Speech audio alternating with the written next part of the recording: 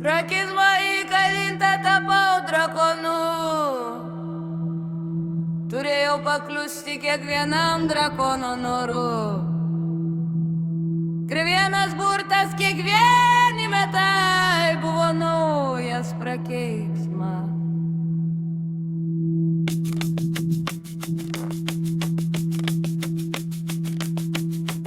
Metus turėjau medžioti ir naikinti undinių ir undinių grupės.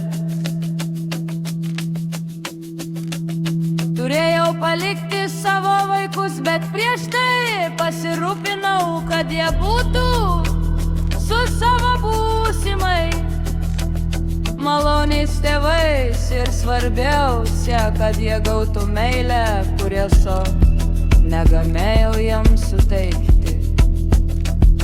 Buvau išsekusi, nes buvau įstrigusi drakono kūne, be balso negalėdama nieko pasakyti, nes mudu su drakonu tapome vienu. Ir jis buvo tas, kuris mane valdė. Tačiau vieną dieną drakonas neturėjo ką veikti ir kol jis ramiai miegojo, aš galvojau, kodėl jis nepasinaudoja savo galiomis. Jei gali jį sunaikinti, o kadangi jis ilsėjosi, panaudojau savo galiom prakeiksmui sulaužyti. Ieškodama savo vaikų ir pasakydama jiems, kad esu gyva.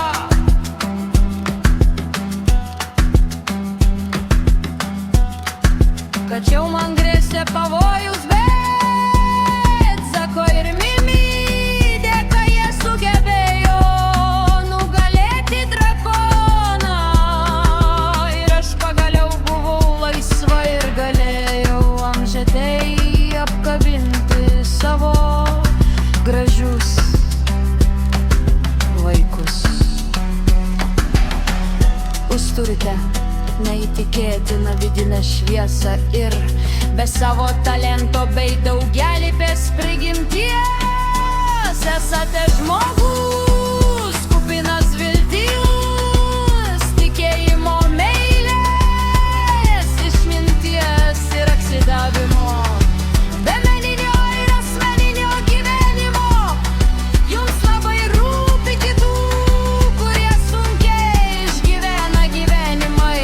Jūs viską perteikiate, viską nujaučiate ir nugalėte savo dovanas, meną ir finansinius išteklius, kad padėtumėte tiems, kuriems labiausiai reikia.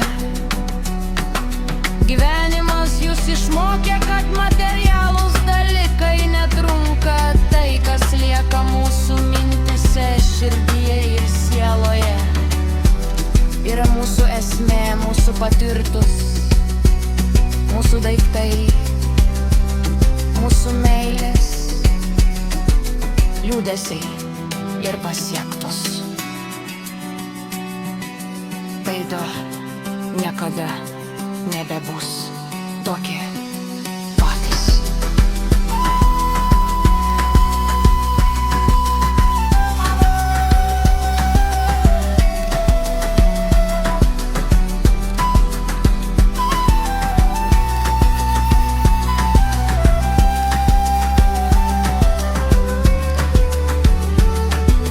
Visą savo liūdesį ir išdavystę pavertėte meilę, kantrybę, sąžiningumu, išmintimi ir universaliu menu.